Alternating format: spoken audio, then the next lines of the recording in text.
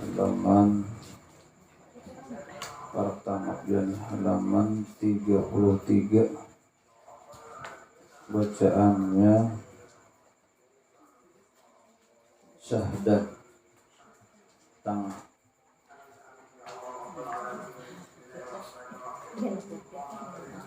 Syahdan rukun 13 itu terbagi atas 3 bahagian.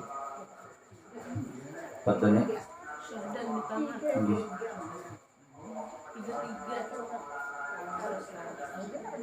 33.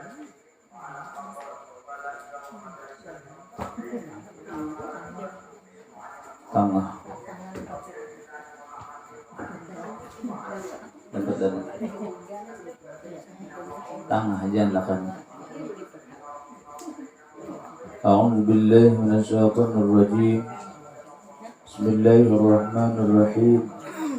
Alhamdulillahi rabbil alamin. Wassalatu wassalamu ala asyrafil anbiya'i wal mursalin sayyidina wa maulana Muhammad wa ala alihi wa sahbihi ajmain, amma ba'd. Sampai pelajaran kita yaitu syahdat. Minggu yang lalu yang kita baca masalah rukun sembahyang. Yang rukun sembahyang itu tadi ada 13 macam. Kemudian sambungannya syahdat rukun 13 itu terbagi atas 3 bahagi. Jadi 13 itu dibagi ulang. Nah, itu dibagi kepada 3 bahagian. Yang pertama rukun qalbi ngarannya. Pertama rukun qalbi. Artinya ta'alluq dengan hati. Arti ta'alluq itu bahasa Arab. Ta'alluq itu tadi yaitu berhubungan sesuatu gawian itu tadi dengan hati.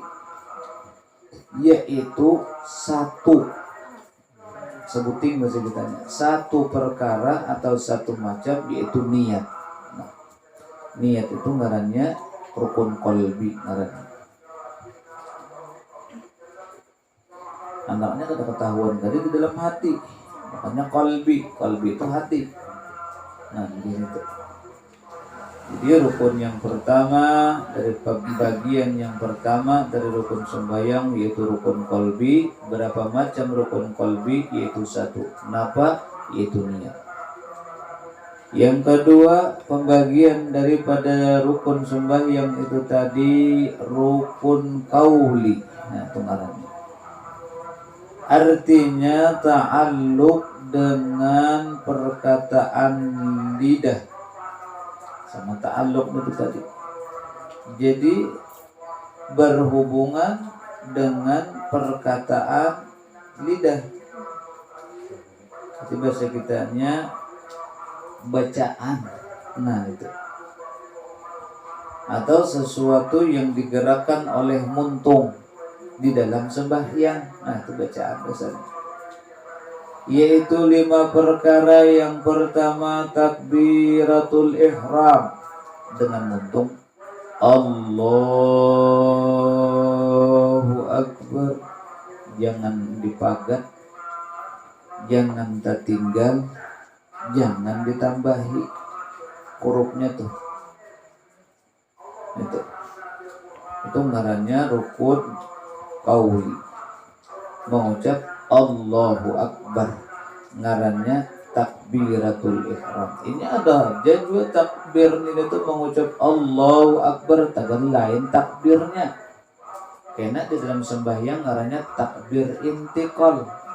Takbir intiqal itu tadi napa? Takbir mengucap Allahu Akbar juga, cumanya lain di pemulaan, di penengahan. Nah, itu lain. Kalau takbiratul ihram di awal daripada kita sembahyang.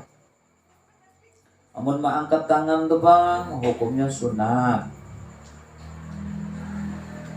Nah, itu membatuli kepada bahu, hukumnya sunat. Mengandak tangan ke dada, hukumnya sunat.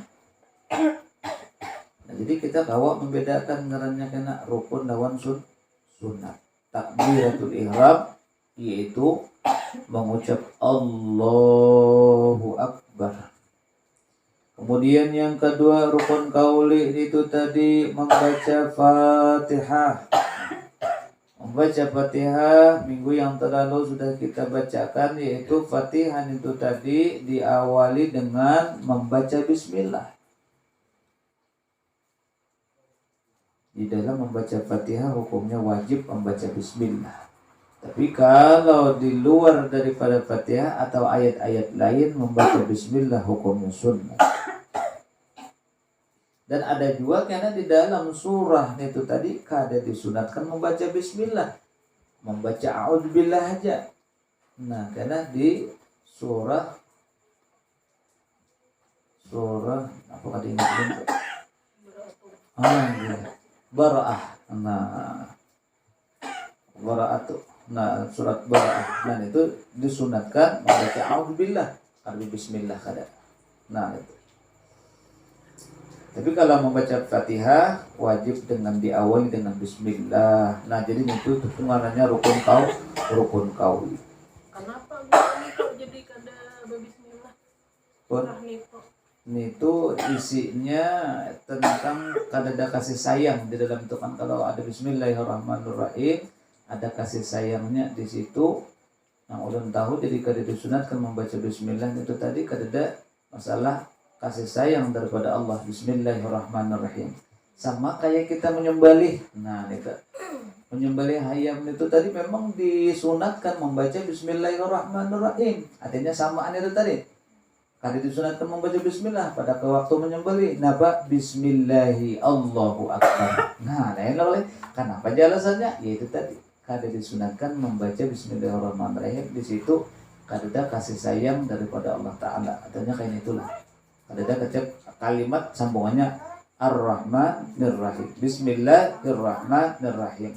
Waktu menyembelih itu kada disunatkan. Nah, samaannya tuh kayak itu. Kenapa kada disunatkan terjadi? Isinya di dalam tuh kayaknya terjadi. Memang kada disunatkan. Kemudian yang ketiga daripada rukun kauli itu tadi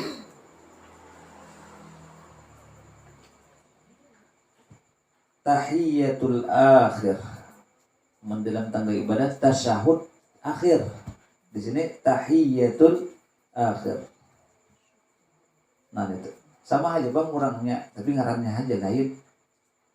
Ngarannya tasyahud akhir atau tahiyatul akhir. Jadi membaca at-tahiyatul itu banyak banget kan membaca, orang membaca tasyahud akhir itu banyak banget salah membaca at-tahiyatul mubarakatus. Namun kada dipraktikkan dengan bacaan salah. At-tahiyatul padahal iya-nya bertasdid. At-tahiyatul mubarak ba'alifnya. Tapi kalau orang kada memperhatikan bacaannya at-tahiyatul mubarakatuh salawatu thayyibatul laju banget bacaannya sehingga tanda panjang dan pendeknya terpaling kungkang. Terpaling. Tersalah andakannya. Artinya hafal buta tuli ngarannya, artinya kada sesuai dengan tulisannya. Makanya dianjurkan dalam syarat orang membaca syarat tasyahud akhir itu dapat menjaga tasdidnya, menjaga huruf makhraj-makhrajnya. Nah, kan makanya kayak panjangnya jangan ditinggal, kayak tasdidnya jangan ditinggal. Amun kita meninggal tasdidnya berarti mengurangi daripada hurufnya. Apabila kita meninggal daripada panjang hurufnya, maka meninggal daripada satu hurufnya. Karena at-tahiyyah berarti di situ iya-nya tuh dua buting ditasdidkan. Enak ba alifnya. Kenapa? Berarti dua buting ba lawan alif menjadi panjang bacaannya. Mat dalam bacaan hukum dalam ilmu tajwidnya. Amun kita at-tahiyatul mubarakatus. Nah, salah banget lah. At-tahiyatul mubarakatus. Itu dua buting dah nurut tertinggal. Nah, jadi itu. Maka ya apa sembahyangnya? Kalau menurut pelajarannya tuh kada sah sembahyangnya. Kalau menurut pelajarannya, menurut bacaannya di dalam kitabnya, tapi orang kada tahu, amun orang kada tahu kisah. Ada itu berdaham di dalam sembahyang pun itu pun batal. di dalam bacaan kitab yang kita baca atau dalam ilmu fikih, orang dalam sembahyang. Orang kada tahu bang, orang kada tahu siapa yang tahu. Nah, salahnya apa? Salahnya kada belajar. Nah, jadi itu kadang-kadang tuh ada terperhatikan makanya itu tadi bacaannya hafal cumanya salah. Makanya juga ulun nyuruh ke kanak-kanak tuh menghafal, baca dulu. Apabila sudah bacaannya bujur, hanya masuk kepada tingkatan yang kedua, menghafal. Kemudian yang keempat daripada rukun kauli itu tadi salawat atas Nabi di dalam tahiyatul akhir. Nah itu. Jadi tasahud kan ada bacaannya, ada batasnya. Ingat di mana bacaan tasahud? Ingat asyhadu an la ilaha illallah wa asyhadu anna Muhammadar Rasulullah. Itu bacaan tasahud akhir. Ingat situ titik. Kemudian sambungannya membaca salawat. Allahumma salli ala sayyidina Muhammad wa ala ali sayyidina Muhammad. Kama sallaita ala sayyidina Ibrahim wa ala ali sayyidina Ibrahim. Itu salawatnya tuh. Itulah yang pulang rukunnya itu tuh. Artinya rukunnya yang ke-11 di dalam rukun sembahyang. Nah itu. Jadi kita harus tahu apa ngarannya batasan-batasan daripada yang kita baca. Oh ini bacaan tasawuf akhir. Oh ini salawat tasawuf akhir. Nah itu.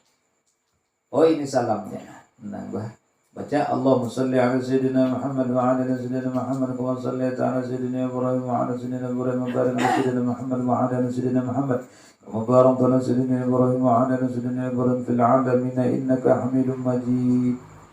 Nah karena ibadah itu ada doa yang disunatkan. Allahumma ighfirli ma qaddamtu wa ma akhartu wa ma asrartu wa ma a'lantu wa ma asraftu wa ma anta a'lamu bihi minni antal muqaddim sampai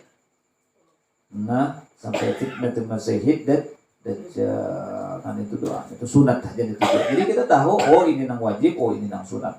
Maka kita pilih bagaimana juga dalam sembahyang ini tadi. Banyak masalah-masalah sembahyang ini dibuliki masalah sembahyang ini tadi. Gunanya apa? Supaya kita ingat. Nang rancak membulik-bulik ini aja kan dia toleh kada ingat apalagi kada pesin berbulikan. Artinya kada didarasi bahasa. Tambah ya kada ingat lalu. Nah, jadi itu. Jadi makanya dalam kitabnya itu kalau belajar ilmu fikih padahal nang bacaan nang kitanya rahasia dalam sembahyang. Akhir daripada kitab-kitab membuliki pulang, mengatakan daripada masalah zahir di dalam sembahyang itu. Jadi yang keempat rukun qauli itu tadi yaitu membaca salat atas Nabi dalam tahiyatul akhir. Mulai mana Allahumma shalli ala sayyidina Muhammad terus sampai fil alamin innaka Hamidum Majid. Kemudian yang kelima daripada rukun qauli salam yang pertama.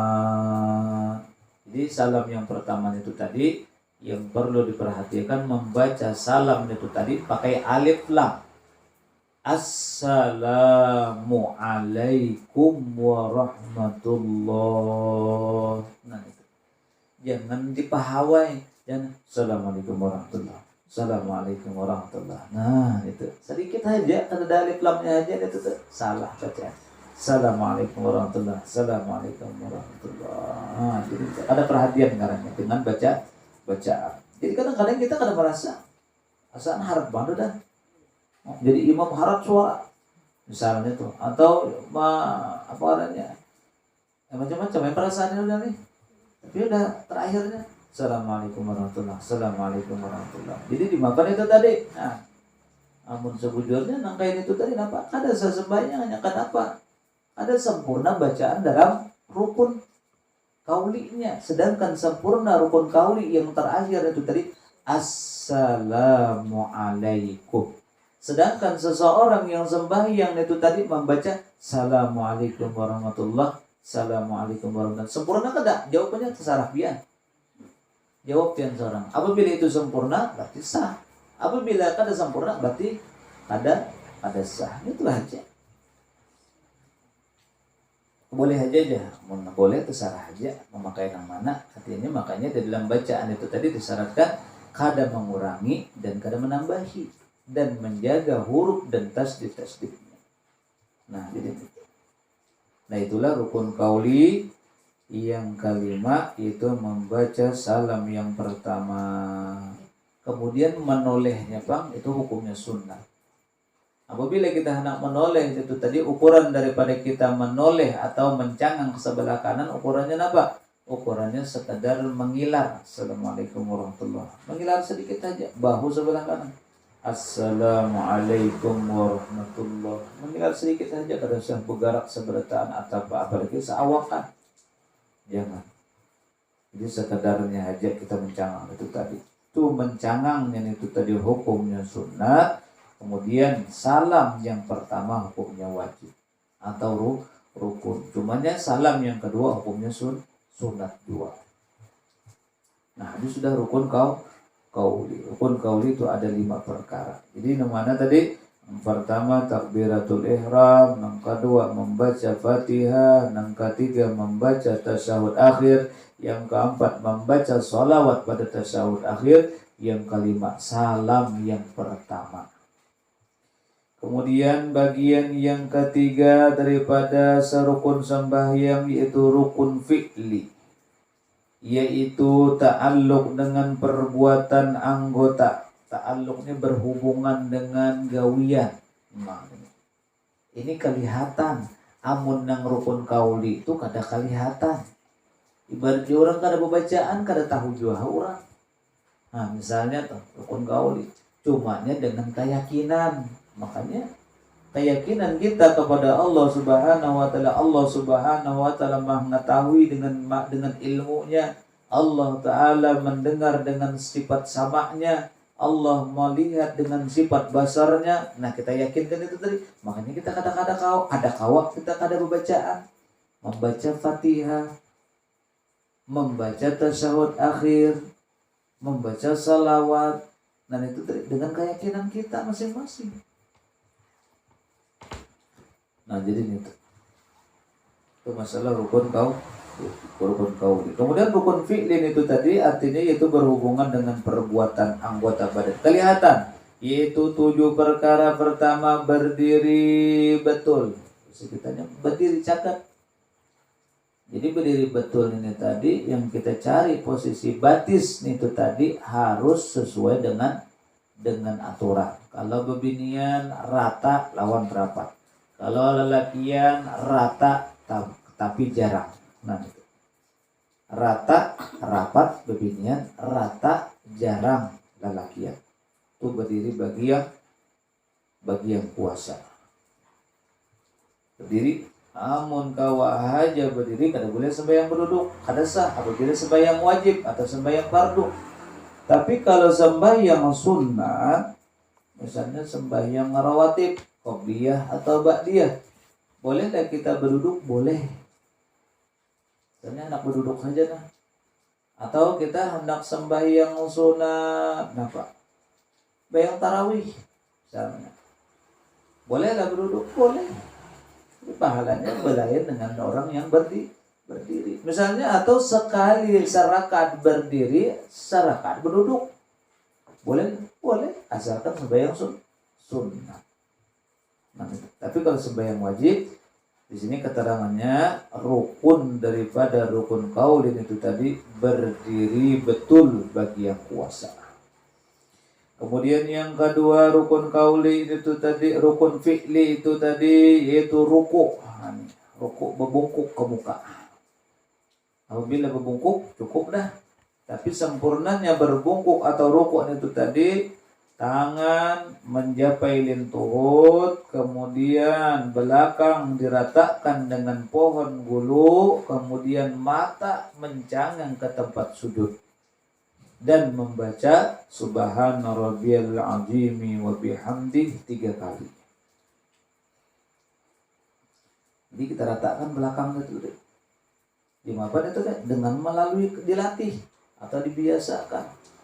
Jadi kalau orang yang biasa meratakan belakangnya itu rata dengan bulunya, pohon bulunya, dan matanya mencangang ke tempat sujud. Jangan mencangang ke batis. Ke batis pada disunatkan, jangan ke tempat sujud. Itu di waktu ruku. Baca Subhana rabbil azim wa bihamdihi 3 kali. Kemudian yang ketiga daripada rukun fi'li i'tidal. Arti i'tidal kembali kepada posisi semula. Sami Allahu liman hamidah. Nah itu bebuliknya itu tadi bacaannya lain takbir. Sami Allahu liman hamidah. Bacaannya Rabbana lakal hamdu. Boleh lain kat situ aja, boleh. Tapi ada yang panjang. Rabbana lakal hamdu mil'us samawati wa mil'ul ardi wa mil'u ma syi'ta min syai'in ba'du. Nah, pada hafal dan yang panjang yang hadap ayah aja juga. Yang ketiga tidak. Tapi kalau sunatnya daripada sempurnanya sunat daripada orang i'tidal itu tadi apa? Mengangkat tangannya itu tadi sampai ke membatuli bahunya. Kadang-kadang orang yang i'tidal ini tadi mengangkat tangannya tuh hawai. Allah, sami Allah alhamdulillah. Jangan itu. Sami Allah. Artinya harus disampaikan dengan ukurannya. Apabila lagian mentangi bahu dan telinga, apabila bebinian sampai ke mentangi dadanya. Allah, sami Allah liman hamidah. Turun hanya cagat, sudah cagat hanya baca Rabbana lakal hamdu sampai habis. Nah itu rukun fi'li yang ketiga. Kemudian rukun fi'li yang keempat sujud. Nah ini. Sujud ini tadi mulai yang pertama diturunkan atau yang digerakkan pada ma'arah ke sujud lintuhut dulu. Lintuhut hanyar dua tangan, hanyar dahi. Kemudian disunatkan ma'andak hidungnya ke tempat sujud itu tadi. Nah itu. Dan kalau bebinian merapatkan, disunatkan dalam sujudnya. Kalau lakian menjarangkan dalam sujudnya. Nah jadi ini tuh dirapatkan. Dan membaca subhan rabbil a'la wa bihamdihi 3 kali di waktu sujud itu tadi. Nah, jadi tangan ini kadang-kadang, tangan orang yang sujud itu tadi jangan dilituk ke bawah. Nah itu hati-hati kadang-kadang dilituk ke bawah berlupupnya. Nah jangan itu tadi, ada tangan itu diangkat ke sikunya itu diangkat ke atas. Jadi telapak tangan aja di bawah. Jangan berlupup jangan, makruh untuk berlupup. Kemudian yang kelima dalam rukun kauli idrakan rukun fi'lin itu tadi duduk antara dua sujud. Antara dua sujud itu ngarannya duduk iftiras. Duduk iftiras yaitu sebelah kanan dicagatkan dan sebelah kiri telapak batis kiri diduduki. Nah itu. Jadi dicagatkan sebelah kiri kanan. Batis kanan jarinya dicagatkan, sebelah kiri telapak batis diduduki. Itu ngarannya duduk antara dua sujud atau duduk iftiras ngarannya. Jadi dalam sembahyang itu tadi dua ngaran duduk itu tadi, duduk iftiras dan duduk tawarruk. Kalau duduk iftiras yaitu menduduki telapak batis sebelah kiri. Kalau duduk tawarruk kena buritnya mendudukkan atau didudukkan ke lantai. Batis sebelah kiri disebelahkan ke sebelah kanan. Nah itu duduk iftiras sekarang. Kemudian yang keenam daripada rukun fi'li duduk tahiyat. Nah duduk tahiyat saya itu ngarannya duduk tawarruk. Yaitu buritnya atau tamping buritnya itu tadi dudukkan ke lantai. Yang terakhir itu ketujuh tertib. Arti tertib apa? Menurut aturannya. Kada boleh diliuk atau kada boleh dipaling-paling. Apabila terpaling-paling daripada rukun sembahyangnya itu tadi, maka sembahyangnya kada sah. Nah, jadi itu. Itu kada boleh dipaling-paling. Itu tertib. Tertib ini artinya penyempurna di dalam sembahyangnya itu tadi. Kada boleh. Dan itulah rukun sembahyang yang 13 dibagi kepada 3 bagian. Yang pertama rukun qalbi, yang kedua rukun qauli, yang ketiga rukun fi'li. Jadi jumlah daripada bagian 3 bagian itu tadi sama dengan 13 macam rukun sembahyang. Kemudian adapun syarat niat itu 7 perkara ila akhirih. Wallahu a'lamu bissawab. Jadi harapan kita mudah-mudahan sembahyang kita diberikan oleh Allah Subhanahu wa taala kemudahan dalam menambah lebih tinggi dalam kekhusyuan dalam sembahyang. Amin. Amin ya rabbal alamin.